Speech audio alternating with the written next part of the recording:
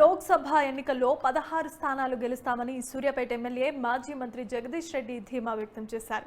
నల్గొండలో ఆ పార్టీ 24వ ఆవిర్భావ వేడుకల్లో ఆయన పాల్గొన్నారు.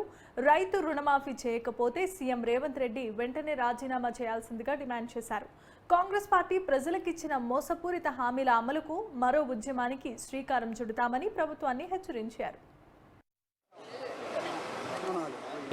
నేను వెనుదిరిగితే రాళ్లతో కుట్టి చంపండి అని చెప్పి ప్రకటించిన ఆత్మవిశ్వాసం కలిగిన ఏకైక నాయకుడు ఈ దేశంలో కేసీఆర్ గారు. నిజమే, అనేక ఆటుపోట్లు, అనేక ఎత్తుపల్లాలు. తను ప్రారంభించిన ప్రయాణం అంత ఈజీగా సాధ్యం కాదని, ఇందులో ఈ దారిలో ముళ్ళు రాళ్ళు అన్నీ ఉంటాయి. దాంతోపాటు మనుషుల్ని మాయం చేసే సైతాన్లు ఉన్నారు అవతల.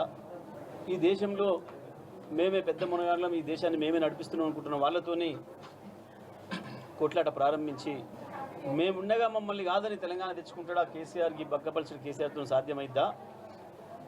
మగలో పుట్టి పుబ్బలో పోయే పార్టీ ఇది అని చెప్పి హేళన చేసిన వాళ్ళందరినీ నేలకు కొట్టి వాళ్ళకి అర్థం కాకుండా తెలంగాణ తెచ్చిన కేసీఆర్ ఆ ప్రయాణంలో ఎన్నో ద్రోహాలని, ఎన్నో మోసాలని ఎదుర్కొన్నాడు. పట్టుమని పిడికెడు మందితో ప్రారంభించుకున్న